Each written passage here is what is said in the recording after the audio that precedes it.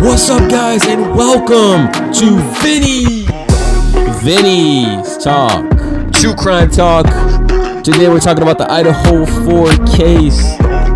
As y'all coming into the video, like and subscribe, man.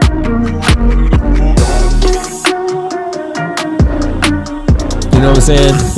Anyways, what's up? We are going to be talking about this case. There's a lot of speculation in this case, right? A lot of new things. Man, all I could say is that we need to bring justice for these 4 students, Kaylee, Maddie, Ethan, and Xana. Now, I want to take it back to the beginning. I want to take it back to the truck, right? As you may know, we did the review, my reaction towards how I felt about the supposed hooded guy, right? The name Jack. This is alleged information, and we don't really know too much because the police haven't released too much information about any of this stuff. Last night and a couple nights ago, I was just up all night, kind of, trying to recap my mind and trying to think about everything that has been going on. And I can't get my mind off of the fact that the police and the law enforcement only really know certain things as far as, the timeline and stuff. And what I mean by the timeline is we don't really know the whereabouts of Xana and Ethan between like 10, 11, 12 o'clock. They said they were seen in around between 8 and 9 o'clock, correct? So what the hell happened to them? That still wraps my mind, guys. And I'm just like, I'm having a hard time with that. Now, everybody was set to be back at the house at 1:45. 1:45, so that's like that window between 1:45 and 1:56, so 2 o'clock in the morning. And so we don't really know the whereabouts, what happened to Xana and Ethan. Last known whereabouts was at the Sigma Chi fraternity, man. Some shit went down. Supposedly around 3 o'clock in the morning, somebody had called the 911 dispatch police right there, in front of that area, that big open field. And I really do believe some shit went down. Now, we don't know if that had anything to do with what happened at the house, right? Now, this killer is still out there. It's been 3 weeks. The parents are getting very agitated, very frustrated, with the community's very scared and worried, and so they should be, because law enforcement hasn't been very direct and communicative with the community and giving not too many answers, which we know law enforcement and how they handle homicide investigations is they carry things knit and tight to the vest, right? They don't really release too much information. And the fact that they said this was a targeted attack from the beginning makes me think that, well, if it was targeted, then we would have more answers. We would know more things. Well, not necessarily, because the other day we just learned that Kaylee had suffered significantly more brutal injuries to her body, correct? So, yes, that could tell you that you could assume that this was a targeted attack, but it also could tell you that, no, it could just be more difficult now, because you could have many theories about this, guys. You could say that this was a targeted attack, but the fact that the killer had to use more force, maybe this is why there's more wounds into the victim's body. Not all the time, just because they have more wounds and that sort means that they're the targeted attack. But yes, it could be. But the fact for me is that like maybe there was a struggle and he had to supposedly stab her more times. I don't know. But I'm just saying that's definitely a possible thing. So that's not the definitive answer how to say it could be a targeted attack, right? This is my theory and my opinion. This is what I'm saying. But this is a proven fact that just because you have been targeted and have more wounds to your body does not mean that that's specifically targeted. But it leans that way, right, guys? It leans that way. But the fact that we're not getting too many answers from LE, you know what I'm saying, law enforcement, they're not really, it's really making, I feel like, that small community, man, in Idaho. So if you guys are just joining, we are talking about the Idaho 4 case. 4 students brutally murdered. Rest in peace to him, man. Some of the things we say, we want to be cautious. We want to pay our respects and keep the passion alive for them. But yeah, we're talking about the Idaho 4 case and just about the uncertainties and what I believe that's really crazy about it and things that are still going on. We know that the parents have they hired private investigators to investigate this case for Kaylee's side of the family because Kaylee's dad feels like he wants answers and he's not really getting them from the Moscow Police Department. So he has to want to try to dig more. And I feel his pain, man. As a human being, you only want answers for your family. And this person was taken from us way too young. These kids, all of them, I'm saying Kaylee, Madison, Ethan, Xana, we all need to bring justice. So hopefully they could lead. The police could do something here and they could find someone. But like I said, man, there's a lot of different questions we have and answers that need to be answered. And I really do feel like if the police department were to, you know what I'm saying, get more people out there talking, you know what I'm saying, handing out flyers, you know what I'm saying, doing more routine traffic stops to try to get to the bottom of this, right? For me, I have a hard time believing some of the stuff because it's just like, man, dude. And then the killer, right? We talk about the killer and how could he possibly get in? Was it a target attack or was this planned, right? A lot of people think that could this person been in the house before the girls had made it home? I need a drink of water for a sec. Hold on.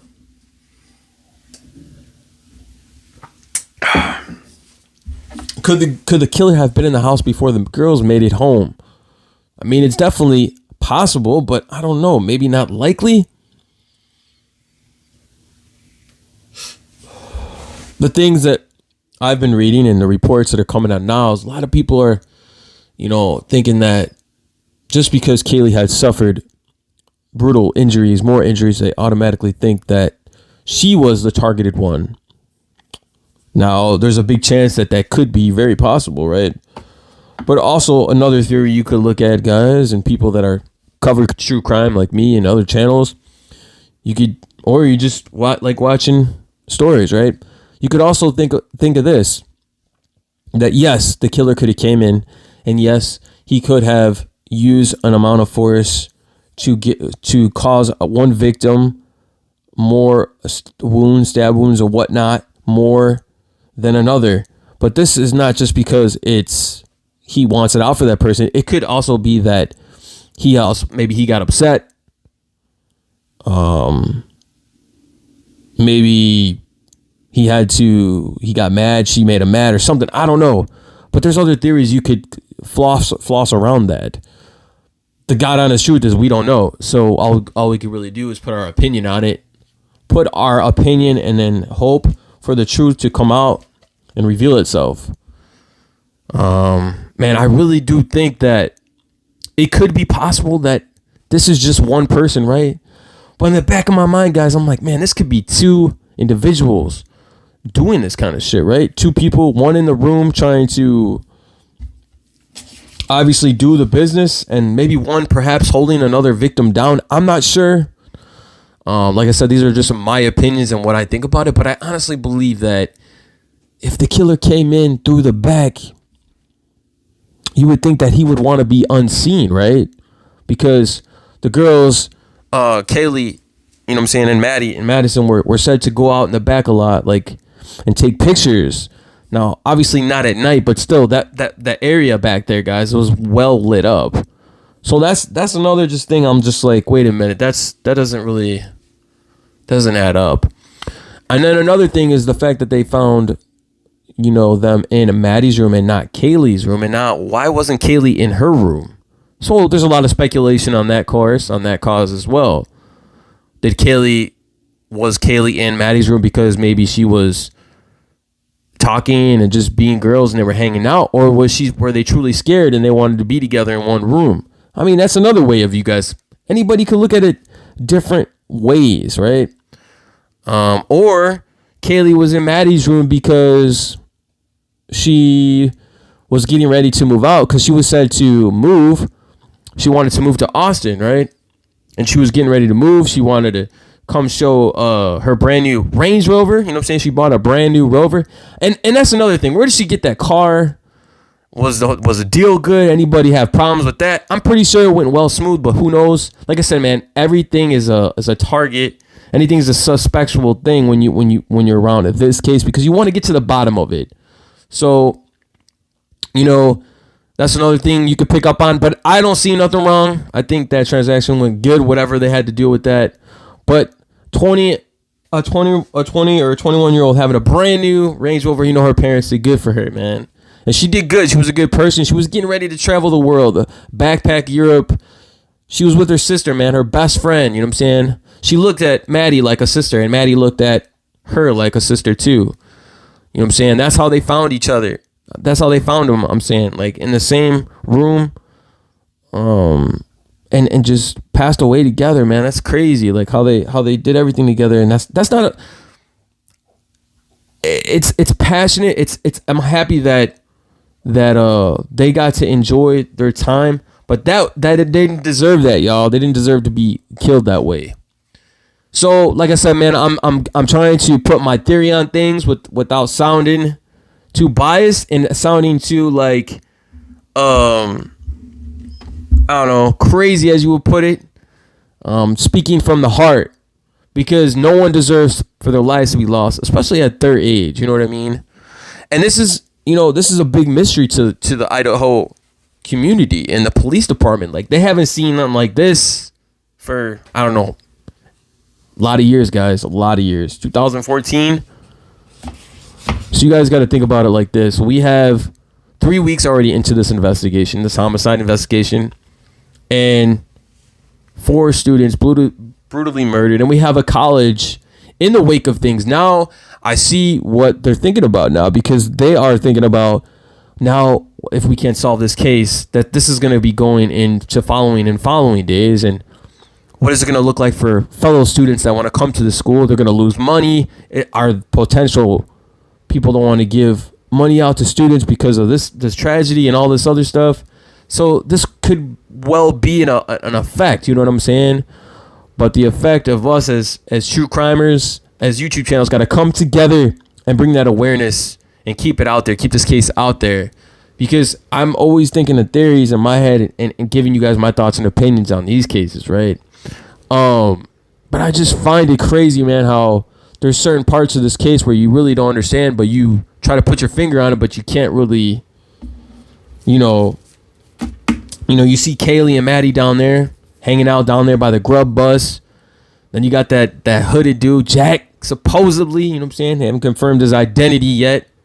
But there's just so many uncertainties in this one. And then that window of when you think, well, the window between 1:45 and the time of the killing between 3 and 4. So they made it home at about 2 o'clock in the morning.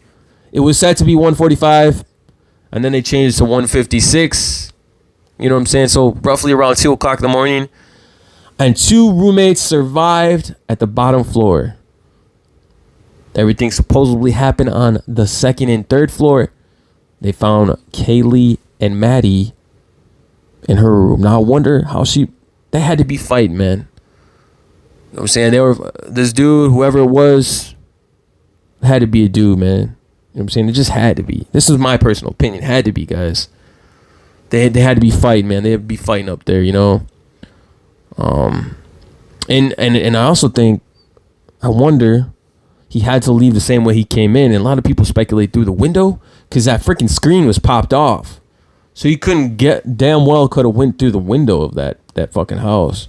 The house was built a little strange too, so but yeah, guys, I wanted to hop on, talk to you guys for a little bit.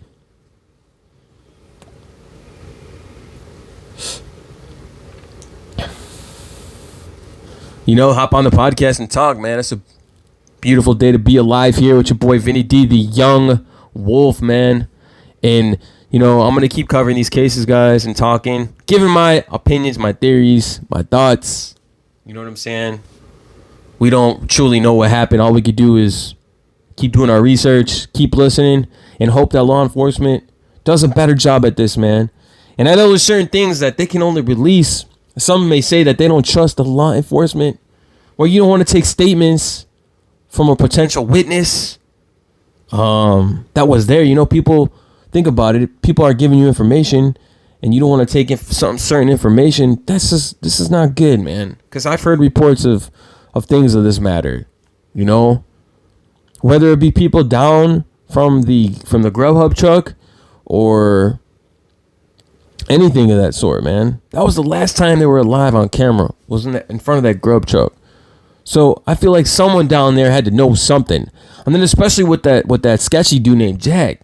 I'm not pointing fingers, but I'm just saying it looked strange, man, how they came up. Maddie seemed to be chilling with Kaylee, waiting for their food. They were vibing, you know what I'm saying? Kind of messing with the Grubhub driver, fucking with the food and shit. Until they had dipped, until they had left. But yeah, man, there's a lot of odd things that are just like shake your head to, like, no, man, there's something not right. It's kind of like when I was covering the Kylie Rodney case, right?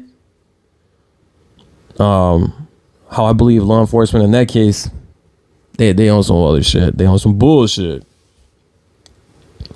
But yeah, man, Kaylee's dad's very frustrated. He wants answers. 3 weeks going by and you still don't know nothing. Come on, man. You have to know. You got to know something, man. You got to know something, guys. And like I said, man, I've been doing my research and trying to remain positive, and because this is a very sad time, especially for the kids, man, But anyways, thank you guys for joining today's podcast. You guys been tuned into Vinnies Talk, True Crime Talk, and we'll holler at you the next time. All right, guys? Peace.